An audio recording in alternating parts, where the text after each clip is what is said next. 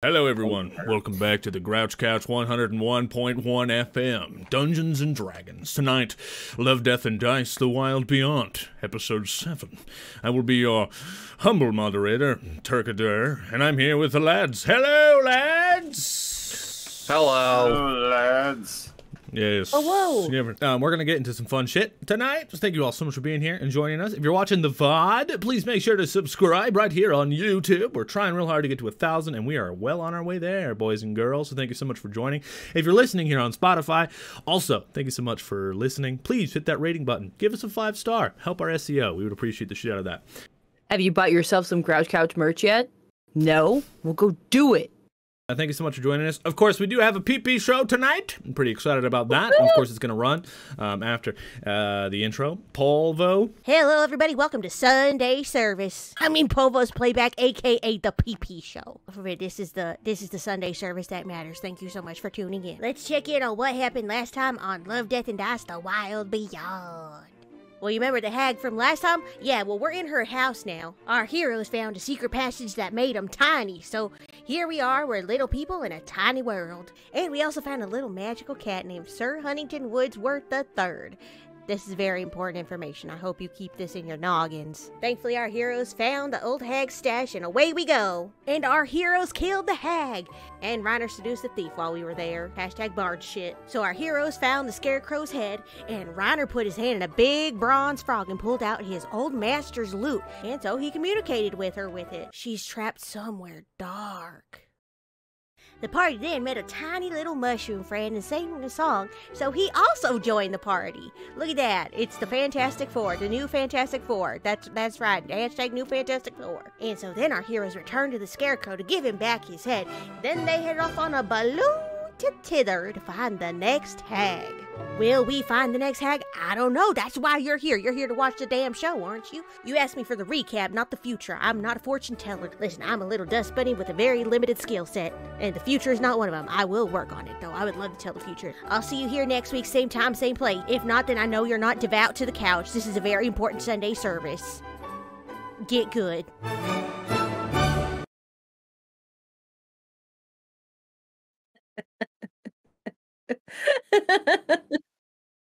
Good. Devout to the couch. Yeah, dude. So good. So good. Y'all best be devout to the couch.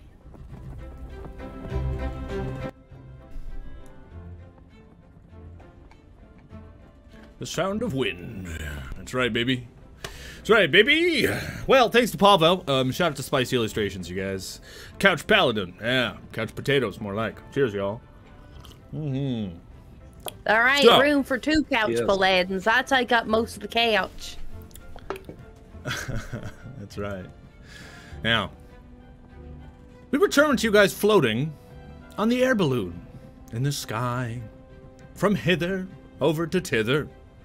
It is you three, your tiny toad friend, your cat, Sir Huntington Woodsworth III, and, of course, Agdon, the Herongon, and, lastly, your scarecrow friend, who's guiding the way. He's pulling on the little thing, flames coming out. You guys are floating over the sky, over to Tither. As you are floating through, though, somewhere about in the middle, after you guys have had some resting time, you've been talking to each other. Reiner's been telling sweet nothings to his lute to speak with his friend, of course. And then things get a little bit darker. And you begin floating quietly. As all around you guys, as you go from hither to tither, the clouds lose color. The light begins to fade and darkness sets in. Your scarecrow friend reassures you. He says, just stay calm. We'll get there. Just everyone stay quiet. As you go through the darkness in the sky, I want each one of you guys to roll me a perception.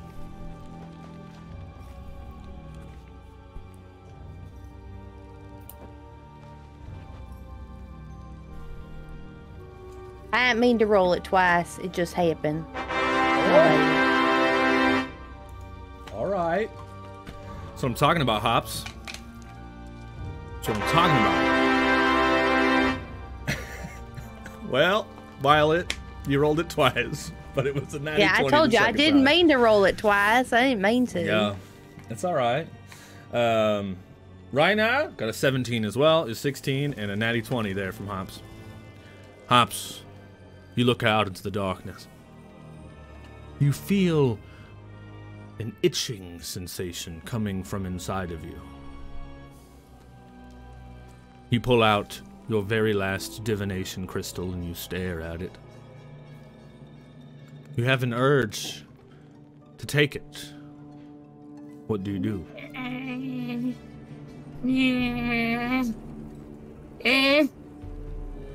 I would like to make a constitution saving throw against myself.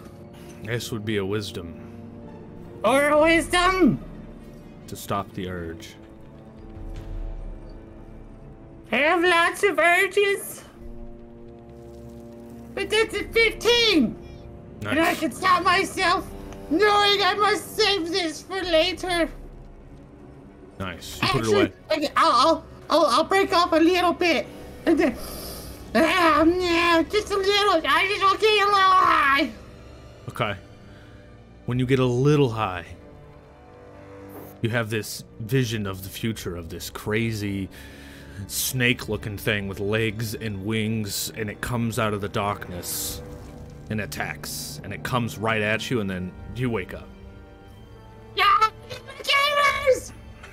And you look out into the darkness, and in the darkness in the sky, it's completely engulfed all of you now at this point. Everything is dark. You can't see the floor, you can't see the clouds, but as you look out, and you look at yourselves in this darkness, it almost looks like you guys are losing a little bit of your very own color in yourselves. The only thing giving you light currently is the flame from the hot air balloon. He keeps reassuring you guys everything's going to be okay, but Hops, out in the darkness, you see faint little blue eyes. It looks like as if they're watching you. And the blue is a gray blue. There's not much color in it. But I can see the blue eyes. Yes. Thousands of them. Thousands. Thousands. Thousands. And the Scarecrow's like, okay, everyone, just quiet now. Quiet. And he pulls one last fire pull on the hot air balloon. And then lets it sit as you guys float. I need all of you guys to make me stealth checks. Violet, I need you to make me a stealth check for Agnon. All right. I get a 12. Jesus! Reiner got a nat 20. Pop's got a 12. Oh no. Violet got a natural 1. I'm too big and I glow in Lots the of dark. ups and downs. It's this first part of the episode. I got 13 as well, so Agdon's stealthy enough. Oh. Reroll. You got the very first reroll of the night comes from Poobert. Thank you, Poobert! My guy. Thank you. buddy. Yeah.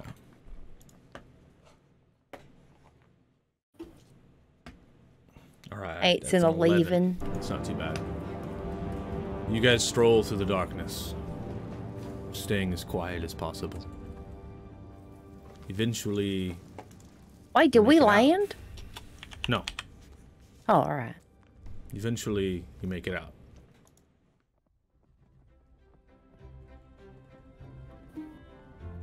The mist parts to reveal a primeval forest far, far below you. The verdant sea of canopies of trees is only broken by the occasional rocky hills and small mountains and a river that snakes through the forest. You can see a large lake in the middle of the forest, a colossal, huge dead tree to the west, and a cave opening, shining with cozy torchlight in a wooded hillside to the south. The scarecrow goes, well, we made it out. So as you guys can see over there, the lake, supposedly, the lake is home to unicorns. The dead oak tree is home to Scabatha, the hag here. And I don't know what resides in the cave below us. But yeah. Okay, big tree. States where the like the witch is. Then we have the cave, unknown occupancy, and then yeah. Okay, this is the lay of the land. And you said this is Tither, yeah? Yeah, this is Tither. Okay. Then, as you're taking in the wondrous realm, you suddenly hear a loud screech behind you. All of you turn to see, coming out of the darkness, a huge, spindly, six-legged dragon comes hurling out of the mist, the darkness mist. Less than about 100 feet away, its mouth wide open and its bright eyes focused on the hot air balloon.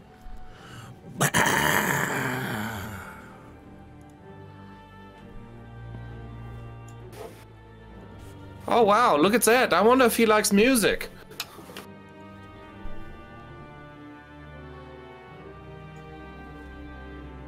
Here we go.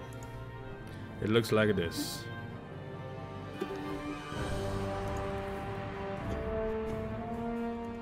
Oh, I like him. I like his little doodling, his little doodle beard.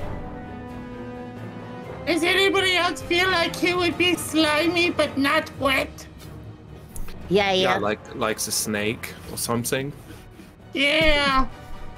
But colder. Yeah. You gonna try and seduce it, right Here up? we go.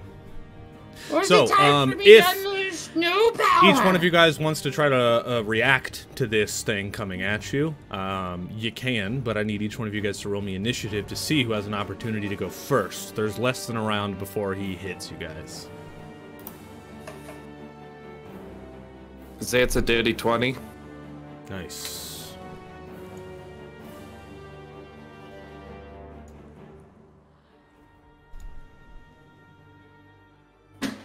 I got a 23. And a 23. Okay, Hops. You're up first. What do you do? Now, can I do an action, or does it have to be a reaction? It's a turn, buddy. Hey. So whatever you want. He hasn't done Great. anything yet. It's just running at us. Mm-hmm. Fantastic. I'm going to use an action, and I'm going to summon Wildfire Spirit in the shape of me. Oh, shit. As an action, you can spend one of your wild shape features to summon a wild spirit. Rather than assuming the form of a beast, it's summoned right in front of the creature. Each creature within 10 feet of the spirit must make a dexterity saving throw or take 2d6 fire damage. Sick, dude. Wow. Sick. 2d6 fire damage, you say? And you gotta beat it. Dexterity 13. Okay. This thing has a +5, so let's see what happens. Yellow? There it goes. Oh! It's a natural 1. What? So it fails. So it takes 2d6 fire damage. Hell yeah. Roll it, buddy. At 7. Nice. It should be rolling over on that side soon. Okay. I'll take your word for it. So, it's beaming right at you. You step out in front of everyone and just summon this flame spirit out into the sky. And it lights up this huge bunny rabbit. And it tries to fly to move out of the way, but it just goes right through it. And all the flames get all up on its wings and stuff. And it's a little singed, but it's still heading right towards the balloon. Reiner. Oh, that's what we're doing? We're like fighting it? You're doing whatever Okay. you think you should. In this case, I'm going to cast Vicious Mockery. Nice.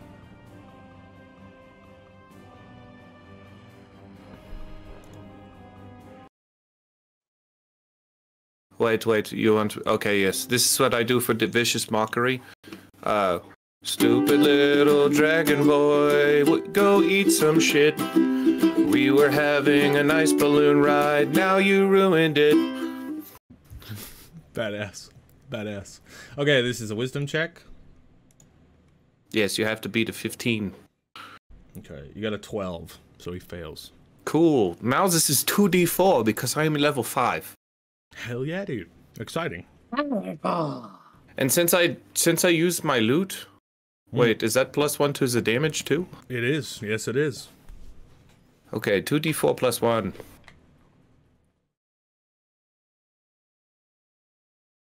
Oh wait, that was not. 22. Yeah. That yes, okay, yeah. Ignore that. Oh wow. God damn, max damage That's- of 9. 9 damage. Oh. He really did Oh not my like that God. song. You sing right at him. And he's singed. He flies to the giant flaming bunny rabbit. And you sing at him, and you can see a tear coming down his eye. Man, Last. y'all are rude. Violet. Can I just cast darkness on the balloon? Oh, that's fucking smart. Will you explain darkness to us? So darkness is a magical darkness that spreads from a point you choose within range to fill a 15-foot radius sphere for the duration, which is 10 minutes. The darkness spreads around corners. A creature with dark vision cannot see through this darkness, and non-magical light cannot illuminate it if the point you choose is an object you are holding or one that isn't being worn or carried. The darkness emanates from the object and moves with it, completely covering the source of the darkness with an opaque object, There you go. such as a bowl or a helm that blocks the darkness. Nice. So, you're gonna have to cast it on something you're holding because you guys are moving to the sky. So it can't be on a point because you'll move out of it. You know what I mean? Well, no, 'cause you cast it on a I'm point and then casting it you- on the balloon. So you can cast it on the balloon. Hell yeah, dude. Badass. Do you do anything cool when this happens? Well, it's part of my infernal heritage, so this is gonna probably sound a little frightening to like them. But I'm gonna reach up to the little like toot part, you know, the one you pull down that makes the flame go higher. I'm just gonna reach up to it because heat don't really bother me anyway. Take that, Elsa, you bitch. And I'm just gonna go, and I'm gonna emanate darkness from that part because I'm gonna talk infernal at it. You cut out when you said that, but it sounded super creepy more. It was more creepy because of it. That's excellent. We like it. Yeah. Yeah. It also sounded like a hairball, too. Yeah. I mean, that's kind of what infernal sounds like, if we're being Nice. honest. And then, you know, when the darkness emanates, you know, like when it's the beginning of the dog round in zombies, it goes, "Boo, fetch me their souls." And and then we're encased in darkness. So, you reach up and grab it. The scarecrow's looking at you like, oh god, what you gonna do? And you grab it, and you speak infernal. And then just complete darkness, and everything goes quiet.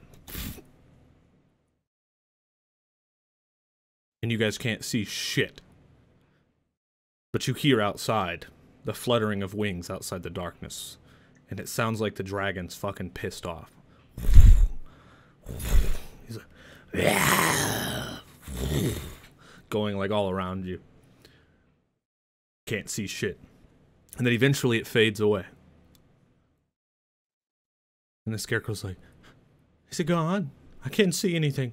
I can't see anything. And the balloon shuffles, like you guys just hit something. And all of a sudden branches are just hitting you guys in the face as you're going down in the forest. I need each one of you guys to make me a dexterity save. Dex. To see if you can not get stabbed by. This is a saving throw? Yes. Saving throw. Oh, well, fuck me. Okay, Oh, no. 18. Oh, yeah, 15. Oh no. You got one. It's either all the Right, way I at the gotta top or roll all the way at the bottom. You got a 1. That's funny.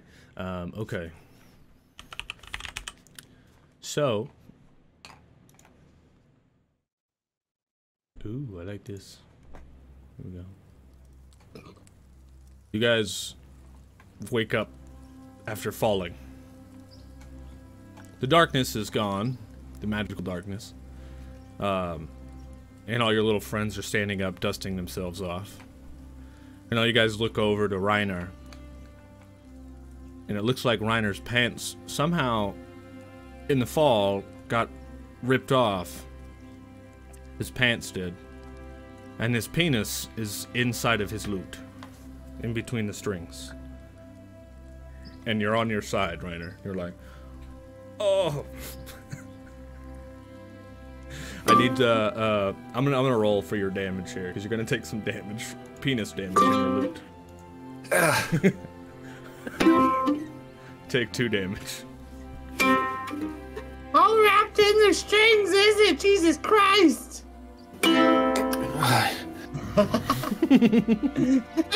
That was really good, bro.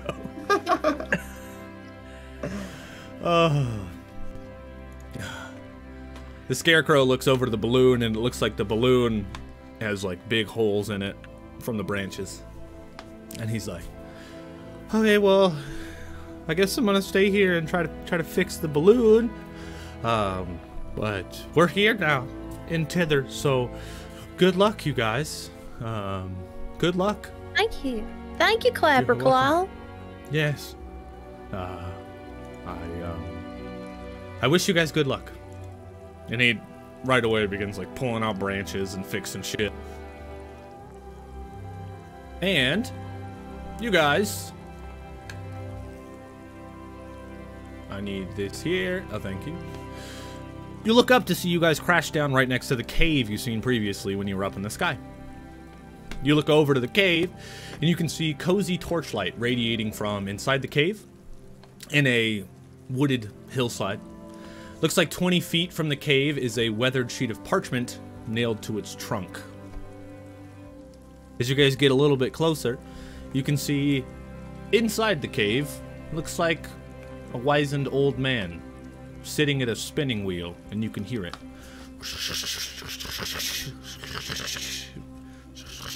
I'm not one of these Rumpelstiltskin sons of bitches. They're always up to something. Yeah, like stealing babies. Stealing women. Stealing I rabbits. can't read the thing that's on the tree, but can either of you read it? I would like to try to read what's on the tree. Nice. So it looks like a wanted poster. And it says, wanted, Will of the Feywild. Special offer. And underneath it, it says, bring this wisp of a thief to me alive and unharmed, and I'll ensure that no sword can ever break your skin again. And it looks like There a this. picture of Agdon? Yeah, who's the picture? It looks like a little kid, almost. Make it bigger for you.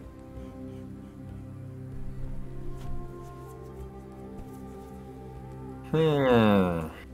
Yeah, and it's signed Granny Nightshade, as in Scabatha Nightshade, as in the hag of this realm. Oh, so this kid's probably great then. We don't have to worry about that. Who knows? He could be a little fucking asshole. I mean, that's fair, but I mean, we keep you around. Yeah, that's true. I'm going to take the wanted poster with me. Nice. All right. And the old man continues on his wheel.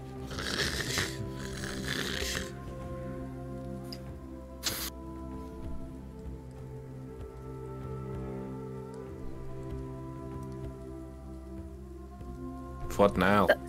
Sir, I'm gonna talk to him. I'm gonna open this can of worms. I can't wait for how much fetch quest we end up on this time. All right, sir. Nice. As you step in, you see the old man is blindfolded, and he's sitting in a spinning wheel, and he is surrounded by piles of gold.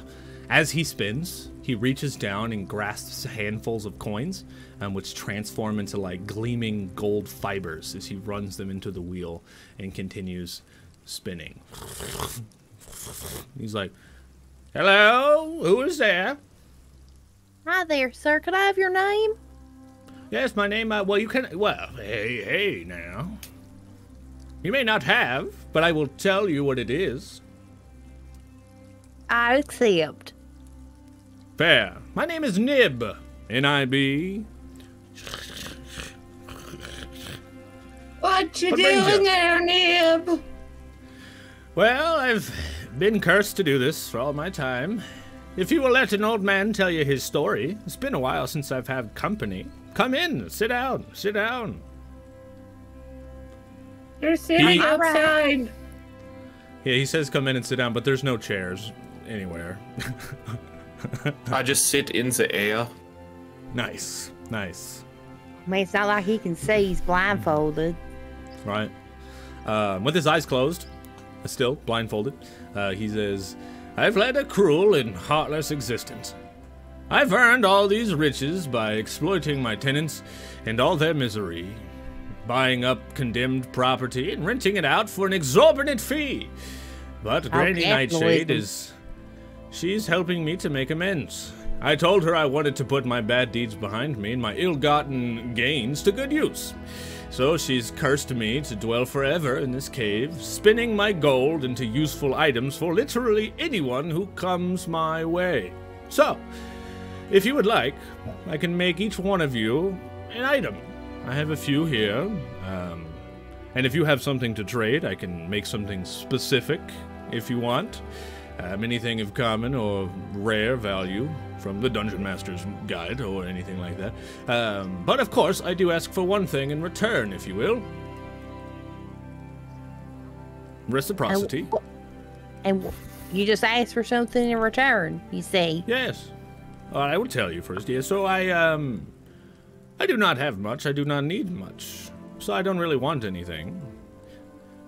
But when I give you these items, all you must do is do a good deed, selflessly, for someone in need, within 3 days. If you do not in 3 days, the items will disappear. But if you do something nice for someone in need, you can keep them forever. That's all I ask.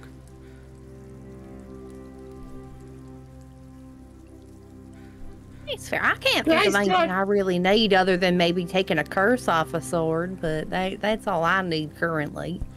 Well, let me tell you what I have on stock. My most common items. I make amulet of proof against detection and location. I can make a bag of holding. I can make boots of elven kind, bracers of archery, cloak of protection, gloves of thievery, wand of secrets, and last but not least, a tiny hourglass that functions much like a elemental gem, allowed you to conjure a elemental. Neat. You fellers need any of that? I mean, I would like a bag of holding. I really like that hourglass. Okay. I can do that for you. And he grabs another pile of gold and puts it into the wheel and starts spinning it. Then he looks at you guys and he's like, so, tell me, what brings you to Tither? I'm here to, like, find someone I'm looking for, possibly get laid on the way. Much more than I already have. Yeah, Really? not enough. Well, I We will all tell stay you. here together to look for somebody. Oh, What's who is that? this somebody? Well, her name is Selena Trax. Oh, Yeah, I have not she's heard of this name. She's a gnome bard that taught me how to, like, play music and like fuck good. So Ah. Well, Nib, tell me what, Nib. Sorry, I didn't mean to interrupt you. You go ahead. I can wait. I'm peaching. oh, no, I I don't mean know that's what I'm here about for. Selena tracks, but I do know that the hags have captured people. They're keeping them frozen in time somewhere. Somewhere. Some kind of magical darkness. Interesting. I mean, your best bet must be, dealing with the hags, go and saying hi to them. The one here in Tither, her name is Granny Nightshade. Fair. What are your feelings on the hags, Nib? Well, I wanted help, and she cursed me like a bitch, so I think she's a fucking bitch. I mean, did you learn your lesson, though? Oh, yeah. That I guess so. capitalism is bad? Yeah. It is bad, yes. All right. Now, Yes. if let's say a hag were to suddenly drop dead, would you be free of this curse? I'd like to think so. I do know maybe a wish spell, or a remove curse spell, or even a greater restoration spell might do it. But, also, maybe her being dead might do it. I will ask you guys a question. What are your guys' passive perception? I got a 15. Mine is 13. Oh no, wait, no, hold on. Passive Mine's 11. wisdom. Nice. Okay. Which one is it? This one? Nice. Passive perception. As Wait, he's talking, everyone that has a passive perception of above 11. Above you 11, glimpse so I don't count. Above. 11 or above. oh, mine's okay. 13. You glimpse apparitions, like lurking behind Nib. They take various different forms. One of them looks like a grubby child peering over Nib's shoulder. The other one's like an older man. One of them includes like a long-faced woman dabbing at tears in her eyes with a handkerchief. And as the candles flicker, one of the apparitions like vanish, and another one appears where that one was. But Nib just adjusts a blindfold. Are you and actually continues. blind, or are you covering your eyes on purpose? Very perceptive, my friend. I am haunted by my own words. As long as my ill-gotten gains were put to good use, my bad deeds will remain behind me. You are beholding the restless and relentless apparitions of those that I have hurt. They lurk behind my back, tormenting me, with pokes at my ribs and whisperings in my ears. I can't bear to look at them. Not after what I did to them. So I've Have you blindfolded myself. apologized to him? I have tried. But they do not listen. Now, if you were to say, because I say you were not saying the curse was the right thing to do, but like you were due some vengeance, so I'm not like that mad at this situation. But I would say, everybody also that deserves vengeance should also be shown mercy if available. If, say, you were freed from this curse at some point, why not seek out those people and make it right with them in person? I love what you're trying to do here, Violet, so why don't you roll me a persuasion? I just hope you follow your own advice down the road. No, I'm killing my father. Ah, do as I say, not as I only got a do. 4. Yeah, It's a listen, 4. I have sworn an He oath. looks at you and he's like, well, that sounds like an awfully good plan. It's just I am not capable of making it happen. That's fair. Even if I didn't have the curse. Where do I go? Who do I talk to? How do I know?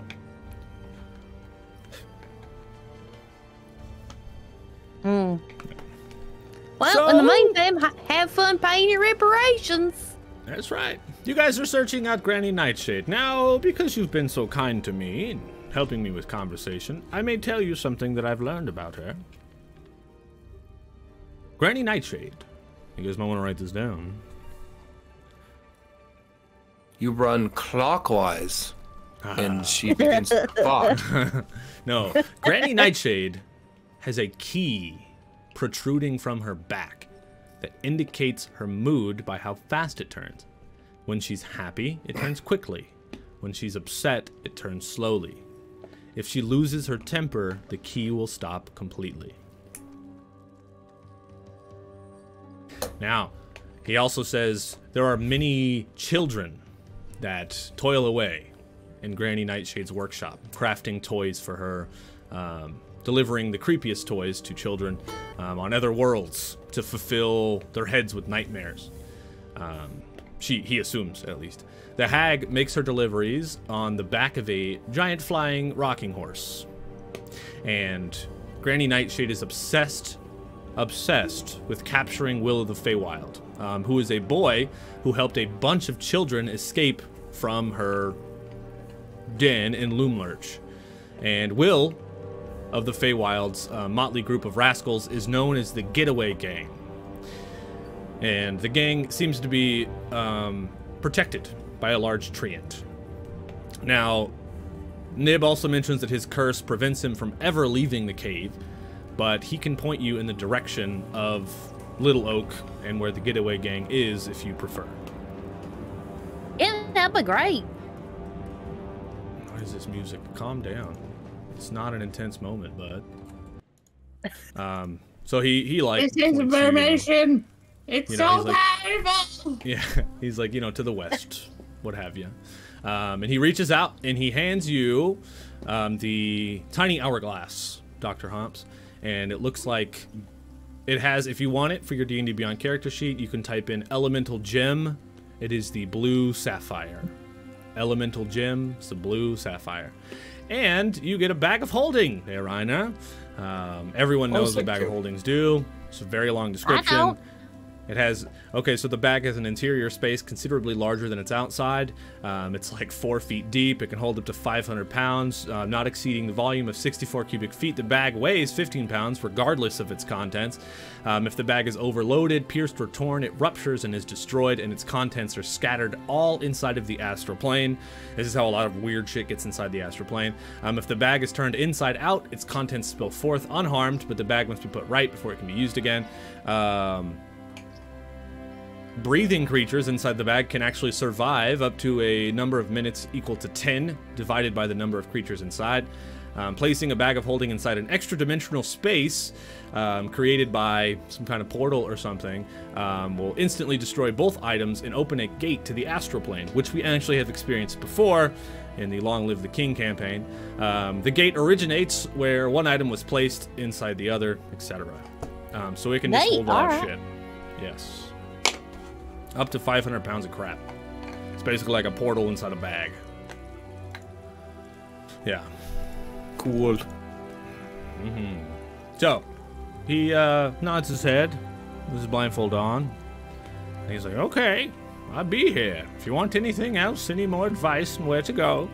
If you do not decide to seek out Will and his band of kids, it also might be a good idea, if you're trying to get to Granny Nightshade, to go to the lake here. I believe last I heard there was a powerful unicorn there. But to get to the lake, there's a trick to it. I could never figure it out. So, maybe the kids know. I don't know. What are the unicorns around here like? Are they giant assholes? No, very nice, very magical kind of people. Zablina. Zablina used to keep them all in cahoots. They would help, the Feywild, before the hags came and the darkness started taking over and Zablina disappeared, so yes. Do you got anything on Zablina? I do not. All that I know is that she has disappeared. Fair enough. That's all anybody knows. Indeed. All right, Phyllis, do you want to go look up a hoodlum, or do you want to go straight to the hag at the lake near that unicorn or something? We could, do either or. I mean, if the kids are alright, there's no reason in checking up on them Other than maybe like they know a way to get to the lake. Or I mean, the kid survived unscathed and got a bunch of other kids out of the hag's house. yeah, So they might know a secret passageway. maybe. Yeah, All I but know the is I'm power of not a like magical unicorn. I'm I've not always great with wanted to kids. be the unicorn. I'm surprisingly good with kids for how big and menacing kids trust me for some reason. Adults, they fear me. Kids, they love me. They look at me, I'm a giant jungle gym. They can just climb all over and swing. That's what they're doing, for sure. Hell yeah. Hell yeah. Hell yeah. It's canon. Reiner doesn't like kids. Okay, good to know. Good to know. I didn't say I didn't like them. I just said I don't do well with them. Half of them don't understand my jokes, and then every time I talk about like ladies, they are like, "Ew, girls are icky," and Oh, true, huh? Yeah. you know. See, growing up with like 9 siblings, I was so used to taking care of the youngins, so I do really well with kids. Nice. Nice. Okay, so don't like kids. as Violet, as you step out of the cave, there's a couple of things here that happen. Reiner, you're debating on going to see the kids, and you have this wanted poster out in your hands. And you're like looking at it. And as you're looking at it, Violet, you look at this wanted poster, and the letters like shake and like jumble. You have dyslexia. And for a I second, can't it read. almost looks like you can read. It says Will, like his name, but then they shake and jumble again. And you get this itching feeling, much like how Hop said earlier. Something connected to your reading and writing is here in Tither. Ugh. Ow. That hurt. All right. Hi, Slappy Balls. Hi. Alan's here. He was in my house yesterday. Hi, Alan. I was so tired, though, we didn't really hang out, but we were chilling. It was very nice. I'm gonna open up a White Claw that he left here. Cheers, Alan! Cheers, buddy! Thank you, sponsor of today's buddy. Love, Death, Hell and yeah. Dice, Gangers. Shout out to Gangers, y'all. Make sure to give him a follow. Not James. Yay, James has been booted this week. Today it's Alan. Drink them all. Sounds good, buddy. Okay, so that happens to you. Do you share that with the class? Nah, they don't give a fuck. Okay, sounds good. No, not really. Secondly, you guys begin walking, and you pass by the balloon. You got all your friends with you. Why is it playing that? It's playing the slushy sloshy water again. I don't want the slushy sloshy water. You don't want that Jesus. plapping mac and cheese sound? I really don't. You guys begin walking. You walk past the balloon, and Clapperclaw gives you a nod as he's fixing things, and you guys got all your friends with you. And as you're walking to the forest in the direction, which are we going to the kids or the lake? Because you come to an impasse in the road. There's a fork. Actually, what I'm going to do is actually tell Clapperclaw if he needs anything. That fella in there is a former purveyor of capitalism, and he's inclined to help if you do a selfless good deed. I love that. He's like, "Oh, okay, I'll ask. I think I do need some stuff. I'll ask." He's going to love get that. hands. I guess we'll grab a Guinness. Hey, dude, it's Patrick's Day, so grab a Guinness. You come to a fork. So before I proceed, which direction do you guys go? Let's go west. To Towards the kids. children. Yeah. As you're walking, your sword of vengeance shakes on your hip. Like in its What's wrong hilt. with you? And you pull it out. And it right away begins talking to you. And it's just you, they can hear the sword, talking to you as you pull it out. Natterjack's Irish Whiskey. Oh, hey, there you go. And it's like, yo, what's up, motherfucker? Oh my god. Hey, Can y'all hear this? yo, motherfucker, What? we gonna kill some shit or what? People need to Oh. die. Oh, don't worry. You're gonna serve a very special purpose of which blood that you will taste. Oh, sick. So you were like a fucking badass or what, dude? Nah, I'm just a big lady. Good. Cause I'm just feeding off your internal energy to want to fucking kill something, dude. I was like, demon type shit. But as I've been sitting here inside of you, bitch, I've learned so much about you, motherfucker, and you just want to kill shit, huh? So we gonna fucking do that, dude, together. Hell yeah, but we only kill those that deserve it. That's how that works. Well, Them's sure. the rules. I just want blood, so you give me blood. They can deserve it or not deserve it. I mean, that's how we both feel inside anyway, isn't it? Nah, just one person really needs to die, let's be honest. Just the one. Our dad. Our dad needs to Yeah. die. We gonna kill that motherfucker. As soon as we see him, we're gonna cut off his dick and we're gonna eat it. No, I will not be doing that. We're gonna That's... fry it up with some soy sauce or something. We're gonna eat it. Or we're gonna make him eat it. Will make him eat it is more likely, but I also do not want to look at or be around or touch my father's genitalia. Well, just think about it. Big old tiefling balls. We can cut his tiefling balls off and cut them up and serve them to our friends, because they're assholes. Our friends are all right. Our friends are all right. My goodness. Is that what you need really to take- think? Pops. Yeah, I love all Hopkins. right. Pops. She is losing her marbles. Yeah, that's I both like of you Hop. to assume she had any to begin with. Yeah, so you're just walking in the forest, and you just go, no, I don't want to be around my dad's penis. Looking at your sword. They can't hear the other side of the conversation. This She's like, place is "My- making us crazy. You're like, no, I don't want to kill my friends. They're cool. This is concerning. And the conversation was like, good motherfucker, we're gonna kill some real shit. If you want me to come out and help you do some cool shit again, I'll do it. And the more blood you give me, the stronger I'll get. So give me Alright. blood. I'll see what I can do, Shug. You have take a nap. How about that? You Good. take a quick little. Well, it's hard for me to sleep because I heard we were going to kill some youngins. And I'm all about slaying younglings. No, we're not killing the children. We're gonna kill another hag. Oh, come on, dude. Please? Listen, they only get killed if they deserve it. Now calm down. Fine. He just goes quiet. Did you know that sword I picked up at the hag's house can talk? Emotional damage.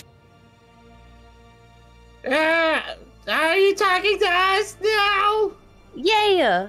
Hops, did y'all know that the sword I picked up at the hag's house can talk? Well, we haven't heard No. it talk at all. Oh. It doesn't talk. It's just a sword. I think it might be cursed. Are you feeling okay? Emphatically no. Emphatically no.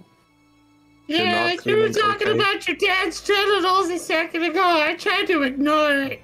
That's fair. It was not a pleasant conversation. The sword seems a little bit crazier for blood than I am. Like it was. That's It was hard like to believe. I know. That's what I'm saying.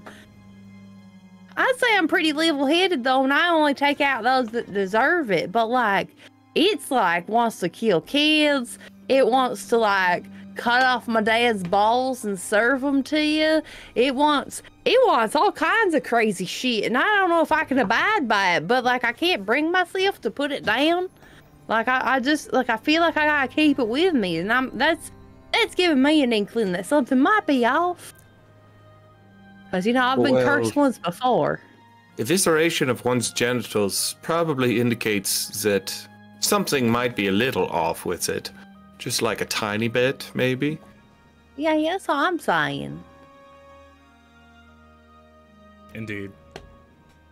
Before I move on to the next thing, we'll read a little chat. It looks like Debbie's gonna have some single malt whiskey. Nice, exciting. My goodness. She also said, another week, another penis. That's right. That's how my life goes. Prefer their cask strength. That is cask strength that doesn't come in. Nice. Still cool though. Irish cheese. Nice. Hell yeah, guys. Happy St. Patrick's Day. Hell yeah. Okay. Here's what happens next. Happens next, Turk. I can't wait.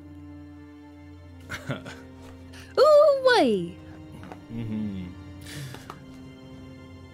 As you guys are going through the forest, you begin to hear a faint whining. Like...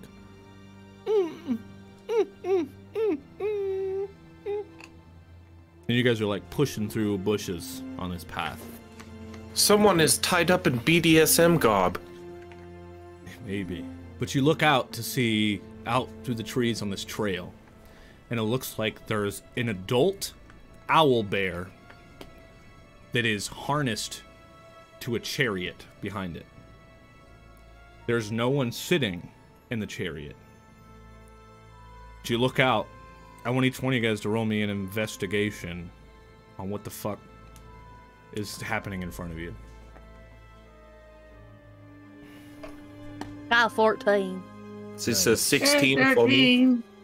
Nice. So, that looks like almost all three of you guys clock.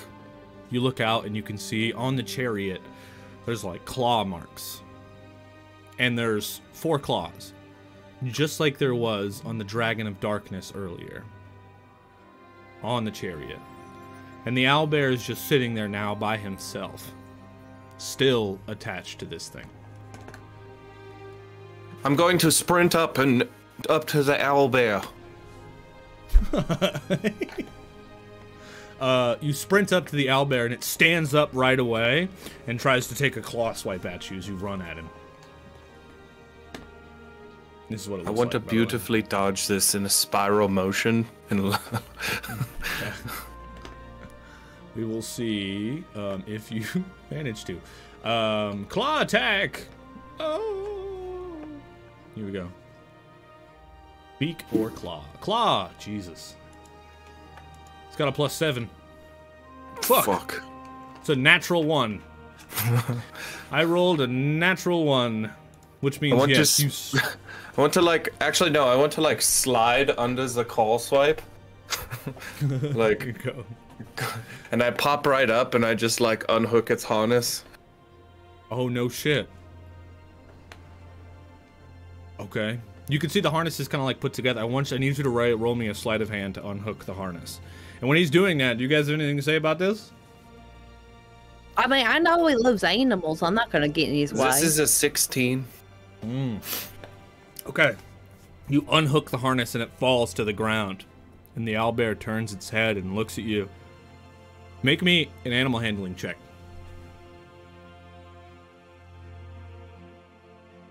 I can't see it. That's a No way. 1. Shit! Advantage or disadvantage? Oh, that helps. That does help. Thank you, certifiable. Reroll. There we go. 9. 8, good sir. EST, actually 7 EST is when we start. Frog toys. So now it's a 21, but then I got a reroll. Do I have to reroll it now? Yes, with advantage. Okay. That or that. 24. Nice. Okay. I'm just gonna, like, pat it on the head. Nice. The harness falls to the ground. And then he turns, and you pat it on its head, and he whimpers. And then his feathers kind of, like, flutter, like... And then he rubs his head up on you. And his head is about the size of your body. And he rubs it up on you.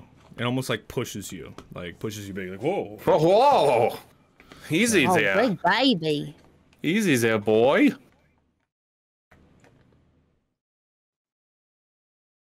Now, there is a golden chariot now without a harness, and you two look out and just see this thing rubbing and purring all over Reiner. Hops, what do you do? Yeah. Yeah. Yeah, I'm gonna walk towards it. Scared. I'm gonna get kind of behind Violet and kind of like push Violet to keep Violet in between me and the Owlbear. Just get up on my shoulder. You don't have to hide behind me. Okay. I feel like Ryder wants to do something or he's blowing the Owlbear. No, I'm not blowing the owlbear, but I just sort of... didn't I find a mushroom that had, like, telekinetic properties? Or telepathy properties? I think so. Yeah, oh, and if you eat one, and if they eat one, then yeah. It's the mint. It's the mint leaves. It's the mint. Yeah, the mint leaves. Oh, yeah. the mint leaves. Yes. Can I try to give some to the bear and eat some? Sure. On a 21, he definitely eats it out of your hand. And then you eat some of it. And there's like this pressure in your mind after you eat it, and you can see the owlbear's pupils. Ban a word. Nice! Fuck you, Moby! Cheers, man. That was fucking late. There is a pressure, and his pupils get huge. And he looks at you, and he doesn't really say words, but you can feel emotions. At first, he's like scared, but happy that you're there and that you saved him. What do you say? I am in your mind now. I can understand you. So if you need anything, you just let me know, okay? And it nods, and it purrs and rubs up against you, and then it sounds like it's trying to put words together in its head. It's like trying to, but all that you make out is, okay. And he rubs right up against you. And then, here's what I'll also give you. While you're in its mind, he says, okay, and then he points towards the chariot with his nose and points towards the sky. And he says, owner, eaten. Dragon. Oh, guys, this owner is eaten. Oh no! Poor Yeah. thing, he must be frightened out of his mind. That's sad. By what? Do you remember what you were called? Or is this an opportunity for chat to name you? This is the first time chat's ever been able to name a pet owlbear, so name away, motherfuckers! Pet owlbear! Use the name of thing, Did you know command. owlbears have cloacas? Yes. Oh it's god, crazy. not this conversation again. So Fluffpunk said Appa. That's pretty good. No, Appa's it has to pretty be. good. It has to be. Hootie What's his name? McHooters. The being who knows 1,000 things. Owly. I don't know. I have no idea. Appa, Hootie, Owly. Now,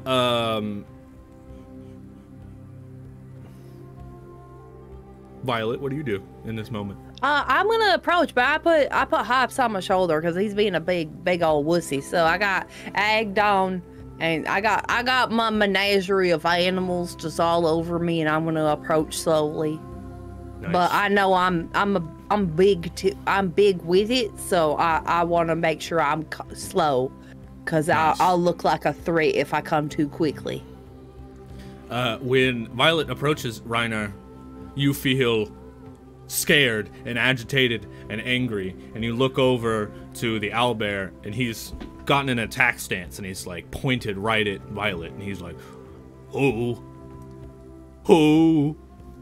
Wait. Who? Ryder, can you ask the Owlbear what its intelligence is? No, I don't think so. He doesn't seem very intelligent. 3. He just doesn't Hops speak your is language. 3. Fantastic. I'm gonna cast Beast Bond on us. Concentration up to 10 minutes. You establish a telepathic link with one beast that is friendly to you or charmed to you. Is he friendly? Yes. But not to you and Violet yet, because he is to Reiner. He's like, who the hell are these people? He's asking Reiner currently. I have an idea that might put him at ease. Can I cast Enlarge Reduce on the Owlbear and make him, like, bigger? So everyone else seems tinier? All you gotta do is talk to him, my friend, and you want to make this vicious owlbear that can murder everyone giant-sized? Oh. Well, I could turn to him and be like, there. But you can save that for later, because that's a really good move. Okay, yeah. In that case, I'm just going to let him know, like, oh, it's okay, is that cool? It's a big one. She's not scary. She's, like, the opposite. She's, you know, she's cool. They're, like, cool, I guess. You're fine. All right.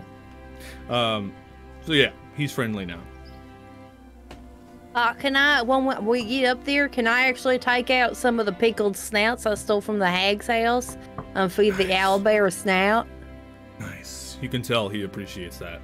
Now, he like eats them out of your hand, but it's like a beak, so he like throws them up in the air and then he does like the gagging thing. Yeah. And you wonder why that you're like, they don't have cloacas. Of course they have cloacas. Hops, do you still want to do Beast Bond? No, I'm gonna switch spells. I was trying to stay away from it, but I guess I'll just do it. I don't want to do it on myself, though. I want to cast it on Rhina, if that's okay. I can speak with animals on Rhina. Sure. You get the ability to comprehend, verbally communicate with the beast for the duration, which is 10 minutes. The knowledge and awareness of many beasts is limited by their knowledge. So you put out your hands and cast Speak with Animals on Rhina. He could already speak with the owlbear because of his bond. But now, the cat jumps off of Violet's shoulders, Huntingward the Third, and lands on the owlbear as the owlbear's eating. And the cat's like, hello, good sir. Do you care to share those pickled beaks? And the owlbear's like, I guess. And he gets down on the ground and they're like eating together.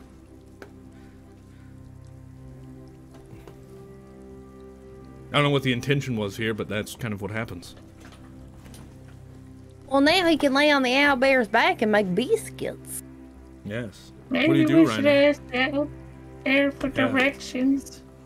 Well, I just want to ask him if he wants to come with us. And we are going to, like, we're going to, like, find, you know, like, a village of children. And, like, talk to the leader and stuff. It'll be like a cool hang if you want to come. There's probably going to be food there if you're cool. He's like, starts adopting your language. And now that he could speak with animals, he like actually kind of talks out loud instead of mentally. And he's like, I'm cool. Chain me back up.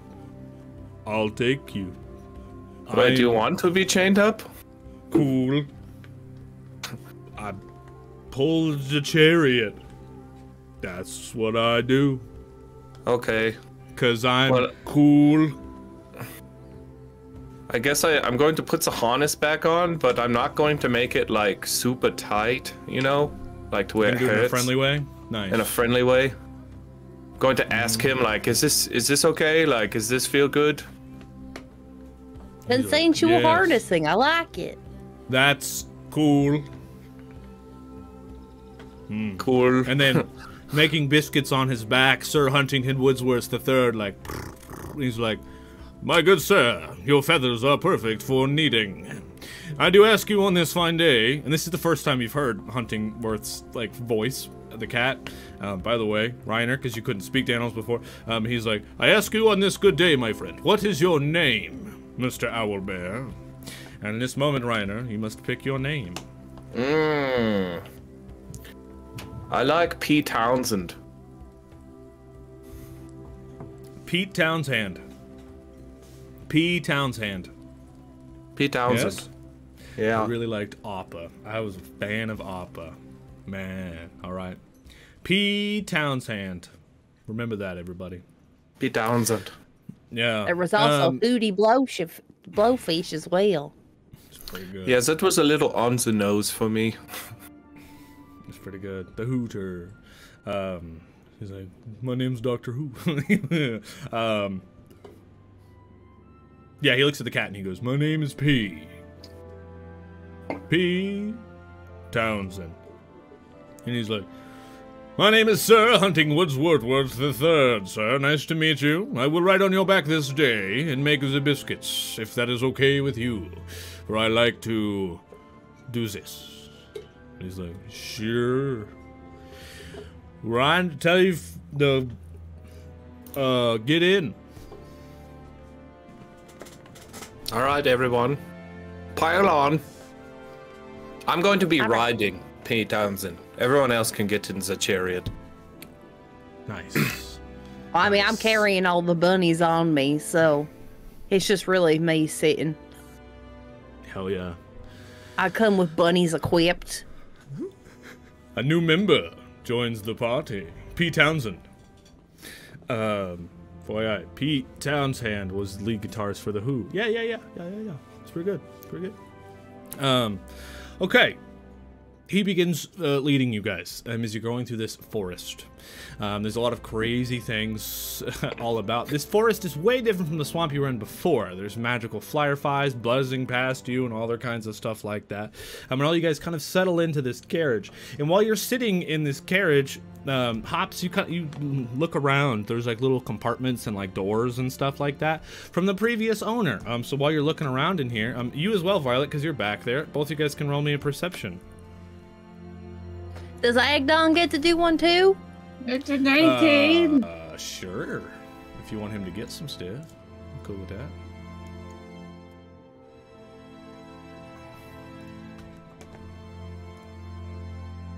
that. Okay. We got a 19 and an 8 and a 19. Okay.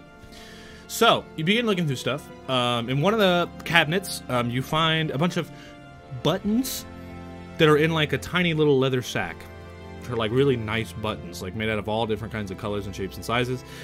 Literally a sack of buttons.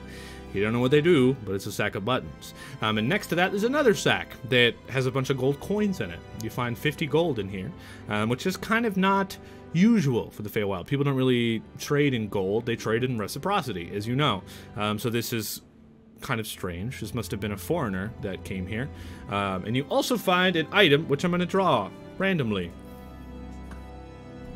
And you guys can decide whom's goes to. Yes, right from the middle here.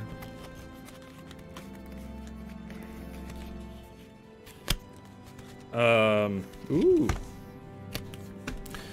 You find pigments.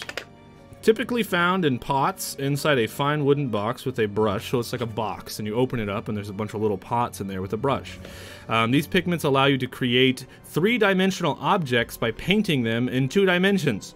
The paint flows from the brush to form the desired object as you concentrate on its image. Each pot of paint is sufficient to cover 1,000 square feet of surface, which lets you create inanimate objects or terrain features such as a door, a pit, flowers, trees, cells, rooms, or weapons that are up to 10,000 cubic feet. It takes 10 minutes to cover 100 square feet. When you complete the painting, the object or terrain feature depicted becomes real. Non-magical object. Thus, painting a door on a wall creates an actual door that can be opened to whatever is beyond. Painting a pit on a floor creates a real pit, and its depth counts against the total area of objects you create. Nothing created by the pigments can have a value greater than 25 gold, though. If you paint an object of greater value, such as a diamond or pile of gold, the object looks authentic, but close inspection reveals that it's fake. If you paint a form of energy, such as fire or lightning, the energy appears but dissipates as soon as you complete the painting, doing no harm to anything. You literally found Doodle Bob in a little box. Box of paint. Me, hey, boy! Yes. That's so Nosers. cool. Just a really Yes, big indeed. pencil. Pigments. I want that in real life. That's It's a box of paints. Dude, there's a carrot in there. You see that? There's a carrot in there. It was meant for hypes. It was meant. It was meant for hypes. There's some creative shit. Yeah. That's a lot of peepees you could paint. That's right. That's fucking right. Cool. So that's what you find. Now, up ahead you guys see some stuff, but this brings us to about our half point tonight, I think. I mean, at least. I don't know how much I have prepared here, but we're going to take a quick 5-minute break to stretch our legs and do the things, and we're going to be right back, y'all. Hey, one and all, and welcome back to Love, Death, and Dice, The Way and Beyond. I am your humble Dungeon Master, Turk, the moderator, that's right, and I'm here with the lads. Hello, lads. Hello. Humna. Yes, that's right. Good. Rain from above. It's just like that. Oh, jeez. Nog. You've nailed it. Is this game like Fortnite? Yes, it is. Thank you, Yes. 100 bits, my friend. Appreciate that so much. 10,000%. All we do is hop around and build things. That's it. That's it. Duck and weave, motherfucker. Or throw up brick walls. Back to our story. You guys are traveling through the forest of Tither on your carriage that the Owlbear's pulling. The wheels turning through the mud and dirt. The cat purring in your lap, Reiner, as you're riding on the back of P. Townsend. You guys looking at your paints in the back. The Owlbear eventually slows down as it starts to smell something. Your Speak with Animals spell till active. You hear it say, Something smells good. And it slows. The sun is beginning to set here in the forest. And you can see over to the left a small little campfire. As he's slowly walking, you guys are going through the dirt.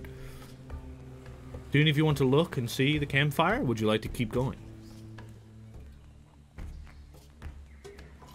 I mean, The roads be dangerous here in the Feywild. Probably not best to stop. yeah, probably we shouldn't. Should keep Especially going. if we prepare to meet these band of rebels before nightfall. You guys keep going. And as you're going past, it's right to your left. And you can hear a faint singing happening to your left. And it's like, I sing high, butter, hot, hey. And your little toad sitting next to you in the chariot goes, Hey, I know that song! And he jumps up out of the chariot into the mud and starts hopping towards the fire as you guys are continuing to roll. And you could hear the chorus now of Toad and whatever else is singing together. I see a thing, Toad. Damn it, I guess we have to stop. Just keep Stop, Pete singing. Townsend. He's like, okay, smells good. You guys come to a halt. The cat jumps off into the mud and he's like, oh no, the mud, not for me. And he jumps back into the chariot and begins licking his feet. Yep, oh, kitty cat. Oh my goodness. All right, Mr. HGW, would you just like stay put for a second? I'm not going anywhere, but all you hear, Violet, is meow. All right, don't go running off now. Hey everybody, Steve is here. Shout out Steve! Team meeting. Dude, Steve, how does it go? Good stuff, I hope? Dude, Cheers, Steve.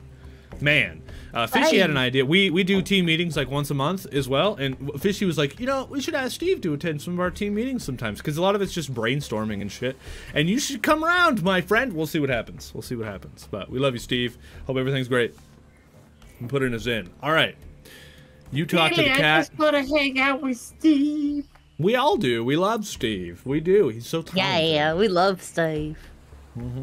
Yeah. We love Steve. I'm gonna need you to calm down. My goodness. Oh, Steve. Oh no. Steve. Oh no, stop. All right. You talk to the cat. And you guys turn. Pete Townsend, the Owlbear, still chained to the chariot. You three walk across the street to see, next to this little fire, let me actually find it here in my notes here, sorry. Bum, bum, bum, bum, bum, bum, bum. In the fire, you guys get closer and you can see a cauldron of water, bubbles over flames. And a frying pan that holds a big stick of butter that's currently melting rests on a nearby rock. Standing on that rock is a lone campstree, which is another mushroom, much like Toad. And Toad runs over singing to this lone campstree. And you look and you can see that it's singing merrily as it's dipping its cap into the butter, singing along. And Toad jumps up and joins in on the fun. Both of them are rubbing their mushroom caps in the butter as they begin singing together. Can't get buttered. We're gonna get buttered. Mushrooms and butters were chemistry. What do you guys do? So, do you know this other campstree? He's like, no, but he knows good songs. Songs of my people. Yeah. You have songs about dipping your heads in butter? Well, I didn't think about it that way. But yeah. Friend, All right, little why are you doing this? And he explains, he's like, well, my friend, Croa, asked me to rub my head and my flesh in the butter and promised me a nice hot bath before dinner tonight. He should be back soon. And he goes back to singing. Oh. I think they are planning to eat you. What? No. He wouldn't do that. Is your bath gonna be inside of that pan? Maybe. My friends went in there before. I wonder where they went. Oh well. Your friends got turned into shit. Huh. Well, that sounds fun. No, You have a it's song not. about that? No? No, I don't have one currently, but probably should make one now. He continues, rubbing his head, singing loudly. What, little guys, what do your people think about death? I don't know. You can ask them when they get back. No, I meant you. Your Oh. people, the campistry. I don't think we do. He looks at Toad, and Toad looks at him, and they're both like, death? Hold on, I'm gonna roll 54. Oh, 45. When you say that, it's almost like the caps, the red caps on their heads, darken a little bit, and they're like, and then they just go back to red, and they're like, and butter. There's no way to reason with them. They're already food. Well, if you can't I beat them, get then... and get back on the road. Well, not without these mushroom guys. They're too cute to let them die. And if one of you wants to do some, you can say some, and you can make me a persuasion check, if you want to. Well, okay, yeah, sure. Hey, little mushroom guys, if you come with us, we'll make sure you get, like, the coolest, cleanest bath. And you can sing your songs in the baths all you want. And after your baths, you can stay alive and sing more songs later. Isn't that, like, so much cooler than, you know, having a bath that just ends and everything just turns out like a light and it goes all dark? You don't see anything forever? Roll me persuasion. But when you say your baths will be so much cooler, you hear P. Townsend, still attached to the chariot. You hear him in your head. He's like, cool. Cool. Cool. I have a +10 to persuasion, so this is a 15. Nice. You needed a 15. You nailed it. They're like, okay. And they hop off the rock. And they stand next to you guys. And just as they do, you hear rustling in the bushes. Do you stay? Do you No, let's get the fuck out of here. Yeah, but as we're going, I'm gonna like hook like into the pan. I'm gonna hook a bunch of the pickled eggs that I stole from the hag hut into the pan, and then fuck off. So like, yeah, I'm gonna leave those there, and then we stole the mushroom, but like we replaced it. Equal or lesser value. Buttered pickled eggs. Do you guys want to go as fast as you can, or do you want to roll me a stealth? Because you can either do stealth or you can do athletics. We should do stealth. Let's like do the sneaky tippy-toe away. In my case, I'm just floating, but I'm still like acting like I'm tippy-toeing. Nice. I technically apparently have disadvantage to my stealth. Just so yes, that's what makes it fun. 16. I can't see your roll, Hops. Mine is a 13. I got a 10. Nice. Stealth +1, baby. Baths would be way better if milk and blood wasn't so damn expensive nowadays. So true. So true. I'll take your word for it, Hops, if you want to fix it in a minute. Oh, there it goes. 16. It's weird. Nice. +2, It's 18. an 18. Nice. If you have like both tabs open, they can't be like maximized over top of each other, if that makes sense. So. No, I just have them on the same window. You guys sneak out and get to the chariot. And Violet, you're clunking along as they come out. They're like, who's that?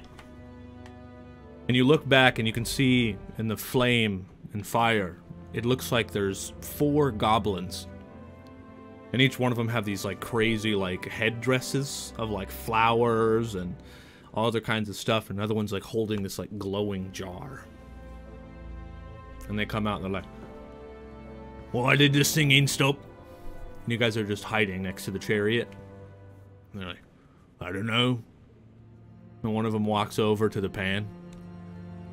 And like, hey, there goes down mushroom turned into pig snouts.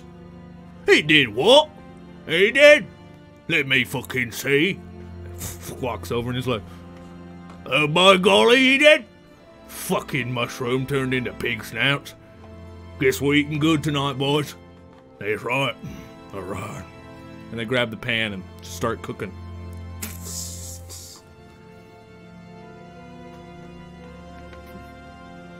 All right, Pete Townsend, let's get the fuck out of here. Cool. Yeah. Cheers. Cool. Cool. That's what he says. Cool. When you guys slowly take off, you hear like, what was that? I don't know. Shut up and eat your snouts. Must have been the wind. Must have been the wind and must have been it. So, you guys travel through the night here on the carriage. Nothing else exciting happens. You guys take your rests together. You're kind of relaxing. Pete Townsend is all about the nighttime. He's totally fine. He knows he's going to rest tomorrow. He's got no worries.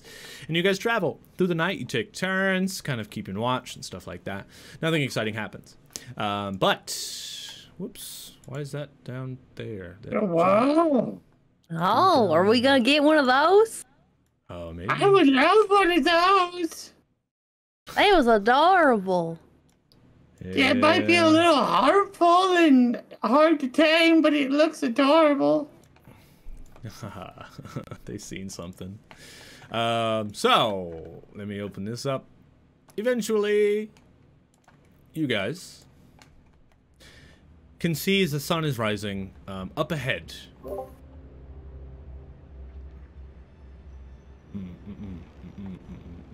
Nope, not that. There we go. Up ahead, there's what looks like a small group of children. They're all frolicking around a large oak tree, laughing, joking, pushing each other around.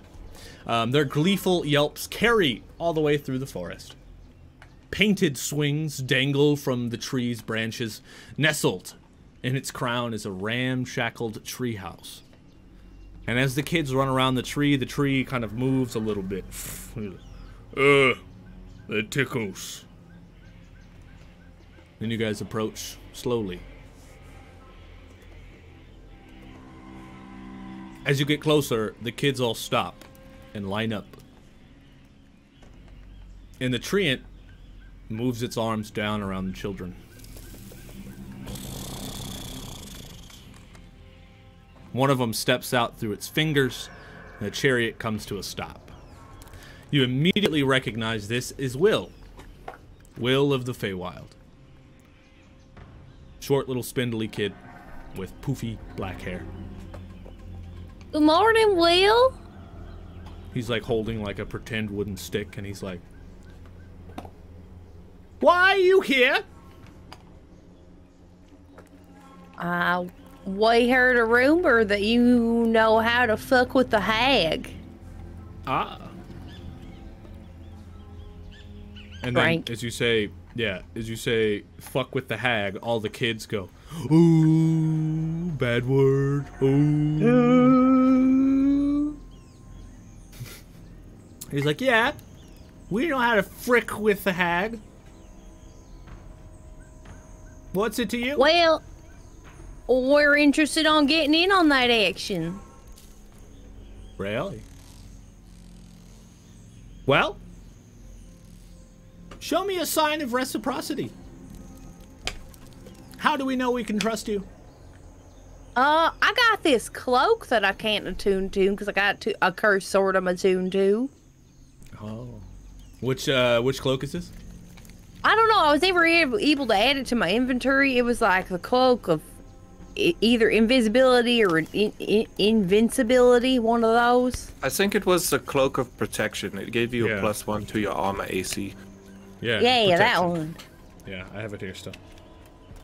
He's like, "Well, that is a mighty fine cloak. I'll take it. And in exchange, we may talk." And he looks up to the treant and he says, "Little oak, all is good." And the tree goes back to normal. And all the children scamper up the ladders and they kind of take cover in their treehouse. He's like, "Yep, stay safe, stand down. Follow me, friends." And he walks, holding the cloak, checking it out. He's got like the wooden stick behind his back. And he's like, "So, tell me, what do you know already?" I'm gonna change the tunes because it's not intense anymore. It's a habit. Well, we know that this hag is a bad lady, and we don't like bad ladies. We want We do to not like bad ladies. Yeah, She is we a want bad to lady. like get We rid know of she's the bad obsessed lady. with toys. Yeah? She has some sort of connection to a bunch of people going missing, possibly even Zablina. And we can't abide by none of that. Okay. So, I'm gonna tell you. I used to work for... I don't know if the music is loud or quiet. I can't tell. Let me turn it down some, just in case. I used to work for Skabatha. My true name is Mugen. She can call me Will. Mugen? Yeah. I worked for Skabatha Nightshade. Doing different jobs. Maybe one day I'll tell you about that. But I have managed to, sneak in there and get some of my friends free. A little loud gotcha. Still? Because it was fucking screaming at me, dude. There we go. Maybe that's better. Yeah, calm down. Turn it down for me, Steve. What do you think, Steve? My bathe on his shoulder deep in the penguin. Okay. Good now. Sweet. Okay. He's like, yeah, I used to work for her, so I have some information. I can help you guys. I've been here in the Feywild for a while. And I know a lot about a lot. So what are your questions? What do you need to know? What do you got going on? What are your plans? You got any tieflings in this camp? Kids? Yeah. Yeah, of course. Well, we've got a bunch of people here. We've got Bobby, Sloan, and Zenner. They're nice. They're not tieflings. They're all about 8 or so. Why? Who are you looking for? Oh no, I just got a lot of siblings, and you know, we apparently all got given away in weird circumstances. So I always like to make sure when I come across youngins, I'm just checking in to see if I can find any of them. Okay. Well, maybe once we're done, I'll take you up to the top and we can see. There's a lot of people in and out, so I don't know who's all here yet. Fair enough. Only if I could trust you. Adult lady. Yeah, that's fair. You just met me. Yeah. So, if you want to get to the hag, you got to get to the unicorns. I mean, truthfully. And the only way to get to the unicorns is to be a unicorn. We like to play pretend, but we all dressed up as unicorns to go and mess with the unicorn, and we actually made it to the unicorn. Dressed up as unicorns. I don't know what that means, but if you guys want to play pretend... All right. I mean, they worked. Just playing pretend worked for you.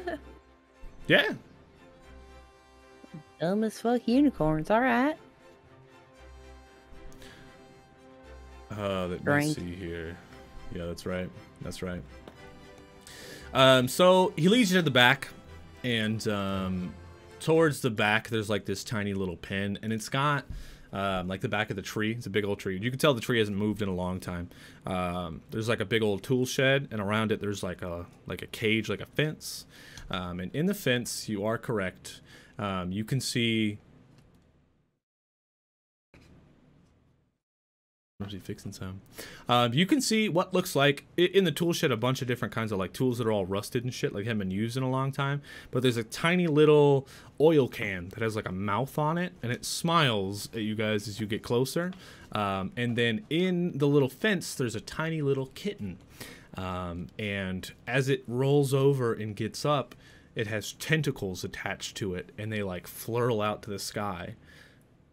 And Reiner, still being able to speak with animals, you hear Woodsworth III. He says, "Nope, not for me, good sir. I will be at the chariot. Meet me back there." And he runs back. And there's a little displacer beast kitten in this little pen. Hi there, little guy. Will's like, "Yeah, this is Star. It's at least I call him Star. I don't really know where he came from, but he showed up here one day, and I just started taking care of him." And you hold out your hands, Violet. Roll me an animal handling, like through the gate. All Beep right. boop. Frito! How's work going? It's a 10. 10. Okay. So it's Yeah, like, it's timid, but it gets closer, and as it does, you see around its neck, it has a collar, and the collar represents the carnival, and you recognize this to be a similar collar. Reroll. Nice. There you go. Go ahead and hit it. Frito! It's an 11. 11. It's a little better, but pretty much the same.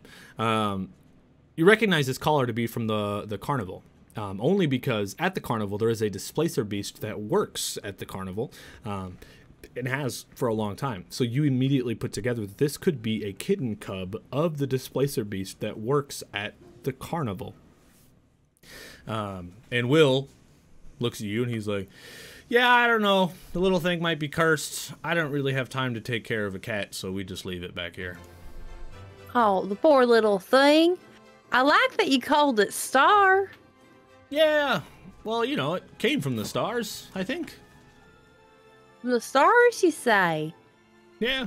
Like, oh, you see this collar here? Uh-huh. You know that symbol around on the little doodad bit? That's the Witchlight Carnival right there. Oh. Yeah. I got a big old displacer beast mama that does a lot of tricks and stuff. She's ferocious, but she's beautiful. How do I know you ain't lying? You seem like a big old liar to me. I was just crowned the queen of the Witchlight Carnival. Sure you were. And I'm the king of the Witchlight Carnival. And he puts his stick on his head and he's like, deedle deedle deedle deedle deedle deedle deedle deedle. You're precious. Well, if you're telling truths, miss, then you could maybe get this thing home, right? Yeah, probably. Okay. Well, you can take her. You can rename her. I don't know. Nah, I like Star. Star is adorable. Oh, there we go. Uh-oh. Oh. I was going to take a screenshot of it to send over to stat block, but it didn't work. That's fine. I'll send it later. He's like, okay. So, you guys are here to see the hag, huh? So... I'll kill her, probably. I've got a reputation now. We do have an old wise friend here that I brought you back here because they know a lot about, I don't know, getting from here to there and back wherever. We call him Squirt. And as he says, Squirt, the oil can sitting on the cupboard, its mouth like opens and it coughs out oil. And then it's like, yes, that's me, Squirt. Hello. And it's a little Squirt. oil can that looks, let me see if I can open it up over here. It looks like an oil can. Yeah, with like a mouth and eyes. That then looks malevolent. It looks like a sorting hat. Yeah, he's like, you be travelers? Yes, sir. Well, Nice to meet you, Squirt. I'm I still can, playing with the cake, though. Nice. I can help you get from A to B. I know my way from Tither to Yon. If you want to get there, through the darkness. But we have to dress up like unicorns? Yeah, we have to go against the hag first, but That's fine. You can come back here. I know the way to get there. And I am always willing to help a Herringon. Hello, how are you? which one? There's two of them. Ah, the good one. Hello, how are you? The good one. Oh, hi. Hi. Hello.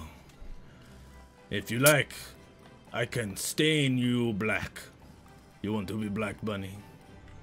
No, that's very controversial, but thank you. You're welcome. If you want to smell like oil, I can do it. Please. Come. Are you sure you don't Here. want this nice creature to empty all of his fluids on your fur? Yeah, Connor, sure. come on now. That could be fun. Give me a squeeze, Herringon, please. Just one squeeze. No, because the last guy asked me to squeeze and got all over my hands. Yes. Did you like it? No. Oh! Little oil comes out. Okay, I'm fine. Well, I will be here. If you want a guide to Yon, I will be here. Thank you, Squirt. You're welcome. And Go ahead. Will is like, okay, well, you may take the cat with you, and he like brings out this little like makeshift leash that he made out of like rope and stuff, and puts it around the cat and hands it to you. And he's like, for now, I guess, I mean, it's kind of early. Maybe we could eat some breakfast. I could take you guys up in the treehouse and we could hang out and talk plans and talk about the hag and stuff. Hey, that sounds lovely. I could help make breakfast if you like. Oh, that would be great. We don't really know how to cook, so that would be awesome. Yeah. You Do you have supplies at least? He's like, yeah, we got some. We got some. You guys head up the large ladder, up the tree. You get to the treehouse, and the floor of the treehouse is like covered in blankets and cushions and piles of straw. Hanging from the 6-foot-high ceiling by a rope is a basket that holds apples and berries and sugar cane and a few crumpled up sheets of parchment. In one corner, lying on a cushion, is what looks to be a tiefling child that looks out of place. Heaped in another corner is a crude unicorn costume made out of polka dot quilts and wooden horses and a wooden horse's head that has a wooden horn attached to it. And you guys step up in there, and there's like a little table that's kind of rickety, and a lot of the kids are sitting at it as you walk in. Some of them are just like eating berries and stuff, and they all go quiet as you walk in. And Will's like, "At ease, kids. These adults might help us or help themselves. We might be helping them. I don't know, but they're cool." And then, yeah, as he says that, a lot of the kids run around off the table and just start, like, grabbing your stuff, just, like, super curious. And a bunch of the kids, like, latch on to your huge legs, Violet. They're like, pff, and you're, like, stepping around, and all the kids are just, like, attached. And Will goes and sits at the edge of the table. Now, I heard apples. But are there any by chance like eggs or flour? You might be able to find some in the surrounding area if you want to roll me a survival. But first, greetings, King. Hello. Thank you for joining us. Cheers, man. Hello. My lord. Yeah, you can roll me a survival, but first, you must roll me a dex to get out of these children's grasps. Why would I do that? I love kids. Well, I can go look for the eggs if you want me to. Yeah. That would be lovely, Reiner. That would be lovely. Okay. Hops, do you have that paint can thing? You know, like the magical paint set? Yeah. Can I borrow it? Yeah, you can have it here. Oh, okay. I'm going to put it in my bag of holding. Nice. All right, Reiner. And I'm going to go outside the tree and float around, look for nests for the eggs. But I'm also gonna go check on the Owlbear, Pete Townsend. Nice. You check on Pete. He seems to be doing good. He's taking a nap because he rode through the whole night. And Sir Huntington's Woodsworth III is on the chariot, just chilling. And you fly around for a little bit, but I want you to roll me a survival.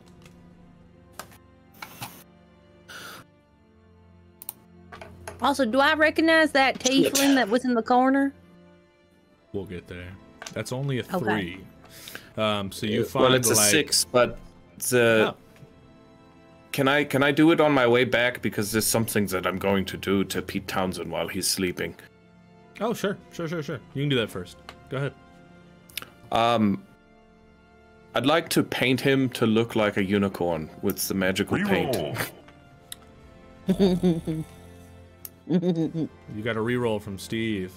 The magical paint, there's no rolls you have to make. You just do that. Now it's a 10 for survival. Nice, that's better. So you whip out the paints, and you spend some time out here while they're in there messing with the kids, and you're painting him while he's sleeping to look like a unicorn. And he wakes up a couple of times and looks at you and sees you painting, and he just says to you, he goes, "Make me look cool." You're going to look cool. It's going to be all cool. I'm so cool to be cool. It will be cool.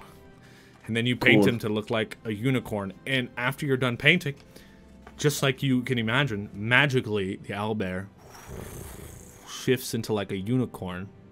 But I will say, he still has his beak, and coming out of the hooves, he still has his claws.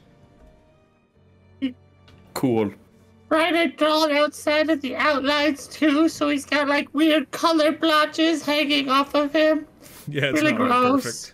Perfect. Yeah, it's like crudely drawn. There you go. Too bad he's a male owlbear, because then he would lay eggs. A unicorn that laid an egg. That seems on par for Feywild shit. Yeah, it does. Yeah, it does. Okay, you fly to the sky and you find a couple of eggs. Some of them are large and like polka dotted.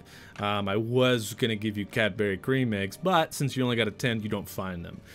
So you only find some normal eggs that are kind of polka dotted and weirdly looking. Wait, wasn't there a reroll though? Yes, it was a 10 after the reroll. Hot grease splash on the... What's the normal fuck, egg Frito, in the careful. Feywild? Strange polka dotted eggs, indeed.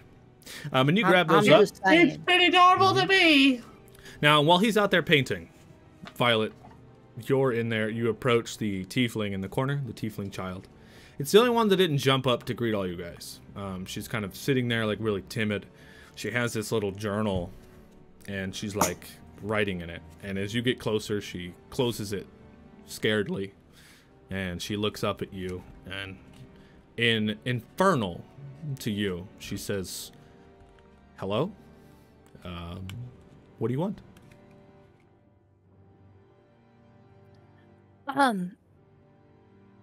Do I recognize her? Is that a thing? Is that Maybe. a... Roll me a wisdom. All right. 12. Her eyes are a little similar to something maybe you've seen before, but you're not sure.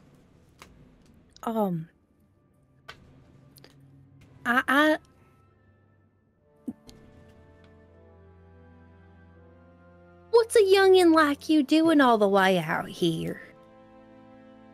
Well, I don't know where I came from, but last thing I remember, I was working for the hag making toys, and Will saved me. You don't remember your mama or daddy at all? No. Mama and Papa must have thought I was an ugly because they didn't want me no more, and I just was, I don't know. All I know is how to make stuff. I just been making stuff. Well, I bet you could make a great career as an artificer one day. Yeah, maybe. That's the plan. I've been writing down things I know how to make, but I don't know how to write very well, so I made my own way of writing.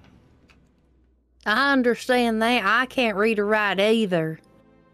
Yeah. Ain't nobody taught me how to do that. Hey, my parents sold me to a circus long ago, and I had a whole mess of siblings, and I haven't seen them in a long time, so it's just nice to see another face. Yeah. Well, it's cool to talk in Infernal again, because it's the only thing I know how to do, really. So I try to talk in English with all these other people, and I don't get out very many words. I mean, it's a struggle. It sounds real weird talking in common, let me tell you what. Yeah. I'll tell you what right back, because that's just, it's tough. You want to see some of my drawings? I would love to see some of your drawings. And she hands you the book. And you can tell that all of it's written in some strange infernal language, like recipes for like food and potions and other kinds of stuff. And a lot of it's like makeshift toys, like combining one toy into another toy to make a cooler toy. Cool. But yeah, very cool stuff. But while you're scrolling through it, give me a perception roll for me, will you? All right.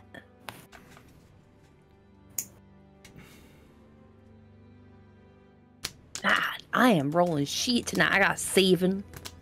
All right. So it's really it. Yeah, you just scroll through it, and then you hand her back her book, and she's like, "Yeah, so, I've been working on stuff, and I don't know where to go from here, Well, do you got a name there, kitten? No. They just call me Tiefling Girl. Yeah. Wano, I think will be a great name for someone who likes to build stuff. We'll say it. Trinket. Bob. Oh. You see her eyes like light up, and she opens up her book, and on the front page, she writes down some letters. And again, You look at it, and it shuffles, like vibrates. And for a second, you see she wrote down trinket, and then it disappears. Back into jumbled mess. She goes, oh, I love that. You call me trinket. I will. Thank you. Now, you want to help me cook breakfast? Yeah. What we making? All right. And just in that moment, Reiner flutters back to the door, holding a bunch of eggs. Perfect. I have All the right. eggs. Thank you, Reiner. So I'm going to take a bunch of them apples. I would say, you go get me those apples, Trinket. And I'm going to sit you to peeling and chopping them up. Because I trust you with a knife because you like building things. So you chop them up real fine for me. Wait, hold on. Probability. Okay, yeah. She's good with a knife. That's a 73. She's fine. All right, and then I'm gonna like rustle through their like little like cupboards and contraptions they got around, and I imagine I'm gonna find some sort of flour, like Sure. powder around. Yeah, you look around. You find everything you need for an apple pie. I can tell that's what you're making. Oh no, we ain't white making apple powder. pies. I would have to. You know how many apple pies I have to make for all these kids? No, we're making apple fritters. We're making donuts. We're making apple donuts for breakfast. Nice. So while you're cooking that, I want to give Hops a chance to do whatever you like. Currently, you're sitting at the table across from Will, Hops. You haven't had a chance to do anything in a minute. It's more than just trying to find away from the kids. I was really terrified about Violet speaking demon in the corner with the other tiefling. Yeah. I don't really have anything that I need to do.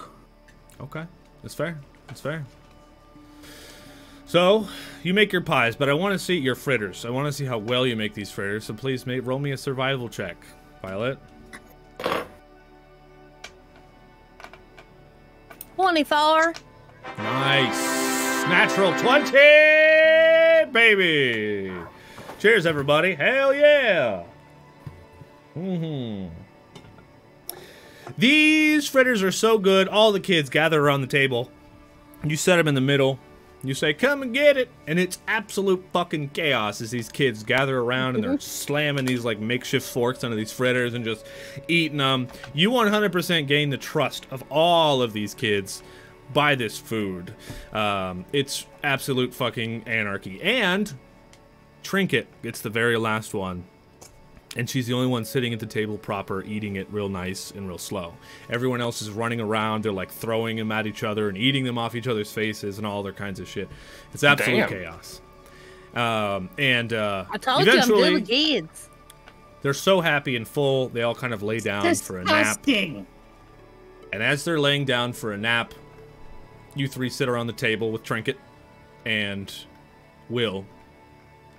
And Will says, all right, well, it's time for me to be truthful. And his body shifts away from being a kid into being an adult. And he is you can tell right away that he is not of human species. He is an Oni. It looks like Isn't that a demon? this. If you pull up a picture of Michael Jackson right now, I'm gonna be so upset. Okay. And he says, hello. Uh-huh. And that's where we're going to end it for tonight. Oh, wow. All right. Yeah. Okay. Yep. Hello. And that's it. I am 100% concerned for these kids. Even though I don't like them, but I am concerned for them. Good. You should be. No, that's Return to us next week to figure out what happens with the getaway gang. Yeah. I like that. I'll cloak. take Yeah, this he's got unicorn horn I found and I'm going to stab it. What you take away from this, Sir Pilbert? As you like Yep. that cloak? You gave These him a kids cloak are in of- danger! You gave I the did demon give him a plus one cloak. cloak of protection. Yeah, you did. Oh, fuck, dude! Yeah, you God did. damn it. Yeah. So we're gonna come but right back in 5 minutes, technically I'm a everybody. demon.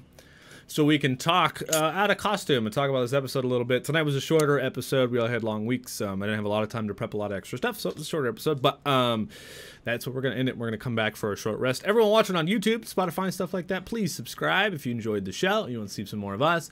Everyone here on Twitch, just so you guys know, you can watch all of our campaigns on YouTube. All the ones that we've done. We have a lovely poster. I have one here, right here behind me. That's the art of all of our campaigns. And you can watch all those on our YouTube if you want to. Fucking podcast style.